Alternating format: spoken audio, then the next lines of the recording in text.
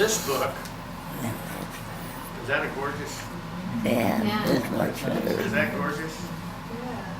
This book is the lead book for my new publishing company called Brash Books. It's going to be released in September with our first 30 books. And it's one of the most gorgeous covers I've seen in a long time. So it just tells you, when you're looking for quality, and I think that's what we all look for when we pick up a book. I think you built sufficient suspense that you can now tell us about Brash Books. Oh. And your rather modest motto that you chose to use. Well, I'll tell you the origin, Okay. the origin story. Lee Goldberg and I have been good friends for over 10 years. We met at some Writers Fans Conference years ago, probably when I was first starting out. And although he's a little over 6 feet tall, we're often mistaken at conventions for brothers. And he happens to have a brother, Todd, who's also a very successful literary novelist. And we had been on the board together at Mystery Writers of America and been involved in some other projects, and we're kind of talking each other through our back, in 09 and 2010, what do you think about self-publishing? And no, okay, let's do it. Anyway, so we were at BoucherCon in Albany, New York, which is a terrible place. Anyway, and we're in the book room at the convention, and Lee is telling me that he is in conversations with the heirs of a writer who wrote a series of crime novels back named Ralph Dennis, wrote a series of crime novels back in the early 70s called the Hard Man series. The character's name was Hard Man. And he was actually trying to buy the series so that he could self-publish it, because he loved the books, and they were just out of print, and didn't seem to be anything he could do about it. So we got to talking about it, and I said, "Man, that's a business model. We are publishing award-winning and critically acclaimed crime novels, originally published since 1970, that went out of print, and we have just some absolutely terrific books." There's a writer named Dick Lotke, whose book Sleeping Dog was named as one of the top 100 mystery novels of the last century. We have Maxine O'Callaghan, who is credited with creating the Delilah West character, the template for the female PI. Before Sue Grafton, before Sarah Paretsky, there was Maxine O'Callaghan. A woman named Barbara Neely, who wrote a series. Barbara Neely is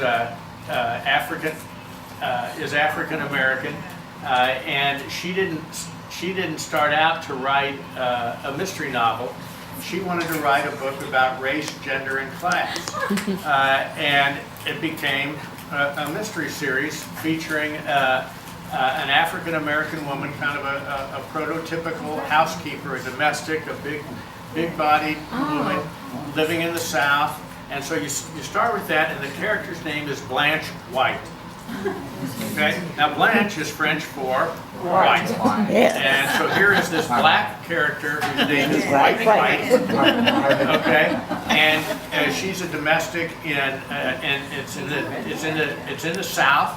The books are set in the Carolinas, and she's working for an upper class, typical white household, and gets involved in these murder investigations. And it's not only is it great writing, but it's a really important series. She's an important writer because she paved the way for a lot of other minority and female writers who, were empowered to write characters and series that they might not have otherwise considered doing. So, and Tom Kokonis, the author of Treasure Coast. The great thing about Treasure Coast is it's an unpublished manuscript.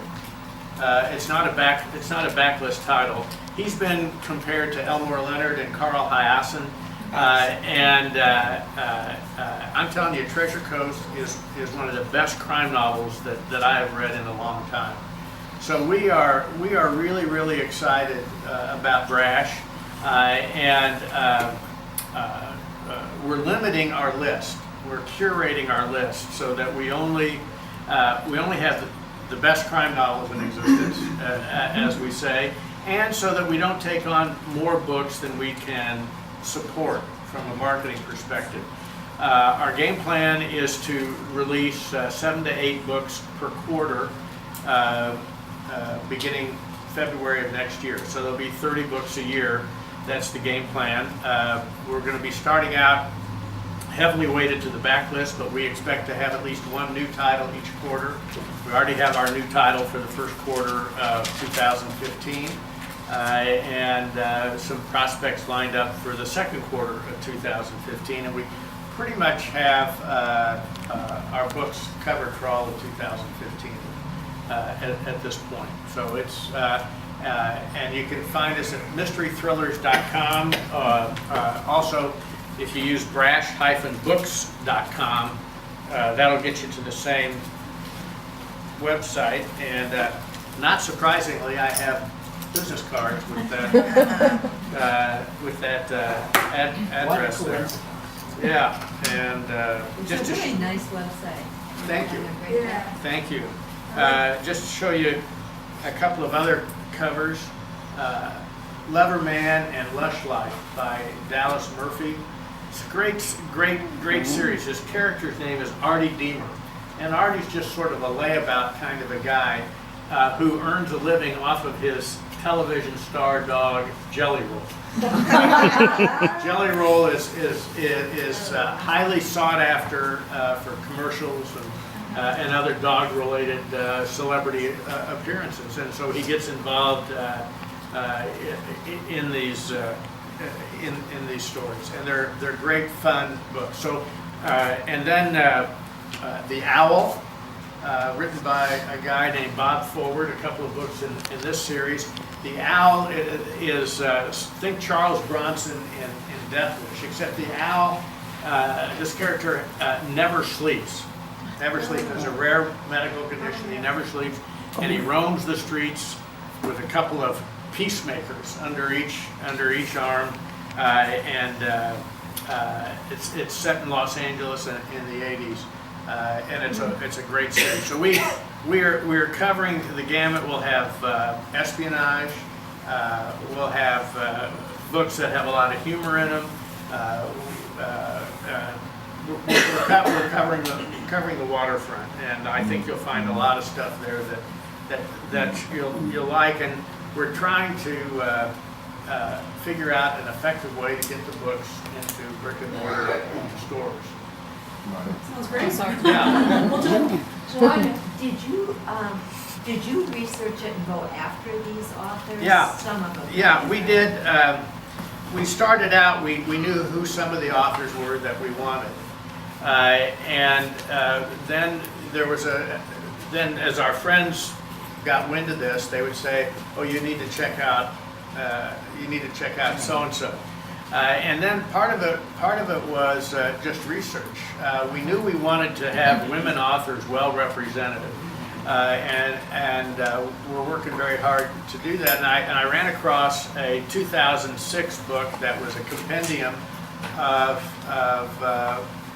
well-regarded women crime novelists, and so that became a research source. And then some of these authors have passed away, and so we have to find their heirs. And some of the authors are just sort of below the radar. And we actually hired a private investigator out of Boston, a woman named Mary Ann Boyle, who does great genealogical research, and she's tracked folks down. And been on the phone, and the author would say to me, well, how did you find me? And I'd say, well, I hope you don't think this is too creepy, but we hired a private investigator to find me. Do they have their rights? What is their right? Some have had their rights, and this is one of the challenges. When you enter into a book contract with a publisher, you license the rights to the publisher. The copyright is yours, but the right to exploit, and that's a freighted term, but it's 100% accurate, to publish the book rests with whoever you sign up with.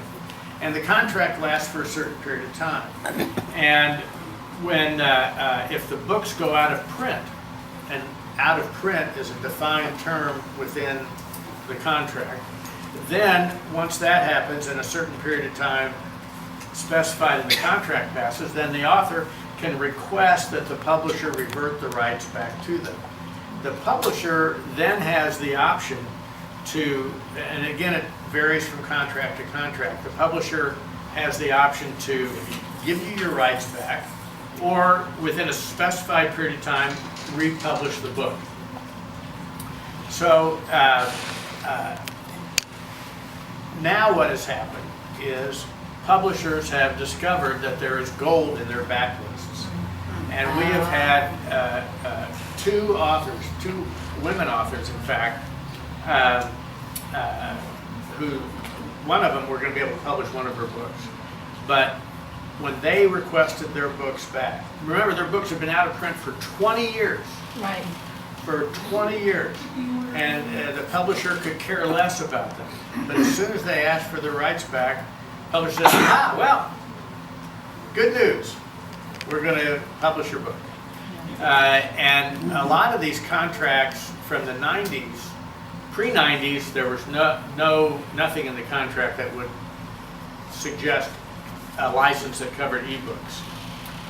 In the 90s, language started showing up in the contracts that in the scope of the license that would say print and this, that, and the other, but also it would reference something along the lines of computer data storage systems. And so what publishers have started telling authors, we're going to publish your ebook. And the author says, ebook contract doesn't say anything at all about ebooks. And the publisher says, well, this language, computer data storage systems, does encompass ebooks. And that has been litigated in one case with the court finding in favor of the publisher. Then the author says, well, then the author says, well, but my contract doesn't say a royalty rate for the ebook, so how can you do that? And the publisher says, fine, we'll pay you this royalty, and if you don't want it, we just won't publish it, but you can't take it anywhere else because we control those rights. So authors, the author's biggest complaint about publishers is the way publishers treat them. What a surprise, when I tell you this. But so some authors were having a lot of difficulty getting the rights back. Other authors are not having any difficulty. One of the books that we're really excited about bringing back, which will be in the February releases, is a book by a fellow named Mark Smith called Death of the Detective. It was a National Book Award finalist. It doesn't happen very often with genre books. Death of the Detective. Fabulous, fabulous book. And he was able to get his rights back, and we've been able to help some of our authors do that, and other times, we've just run into a brick wall. I think it's a great idea for out-of-print books, because print runs are so short these days. There are wonderful authors whose early books are unavailable. Well, here's what we believe, and we had some market research done that confirmed this. I don't think anybody goes into a bookstore and says, I want a book published by Random House. Nobody says that. Nobody pays any attention at all to who the publisher is. Yeah. People want great books, and they want great books by great writers, people that they enjoy. And look, Sue Grafton's series is set in a fictional coastal California town. It all takes place in the 1980s. Nobody cares. The readers who love that series, you count me among them, nobody says, well, that's not happening today. That's right. The great thing about our genre is you can set the story in any time and any place. And that's the only thing a reader cares about is how good is it. Okay? That's the only, readers don't care that the book might have originally been published 20 or 25 years ago. These are timeless stories. These are great stories. They resonate. And I'm not just talking about Brash's books or my individual books, but I guarantee you, when you browse the shelves in this wonderful store, you don't care when that story takes place. You don't. It doesn't enter your mind. What you care, are there characters I care about? Does the story grab me? That's what you want to know. And from a marketing standpoint, the cover and the title are the first things that you're going to see that are going to influence you if you're not looking for a specific book or a specific series or something like that. Joel, do you see with Brash books the possibility of you're having to deal with agents? Yeah, we are doing that. You are doing that? Yeah, I've negotiated several deals with agents. Barbara Neely represented by an agent, and I'm close to wrapping up negotiations with. I've wrapped up a negotiation with another agent, and have two others that are pending. One is basically done. I just have to finalize the contract. And the Barbara Neely's agent, the thing that struck her, I mean, she kept saying repeatedly, was like, "Wow, you're so fast getting back to me." You know, it's one of the things. It's one of the things that we're able to do because we're small. And so we're able to be responsive. And the other thing is, what we tell our authors and their agents when they're our agents, yes, we're now publishers, we have that hat, but we're authors. And we understand how authors want to be treated by their publisher. And our objective is that our authors don't have contracts that they can just live with, but they have contracts that they're thrilled with. And that's the message that we're giving to the authors, and that's the message we're giving to their agents. That helps that you're a lawyer. Well, bear in mind that my law license is inactive, and I do not have malpractice insurance. But yes, it does help.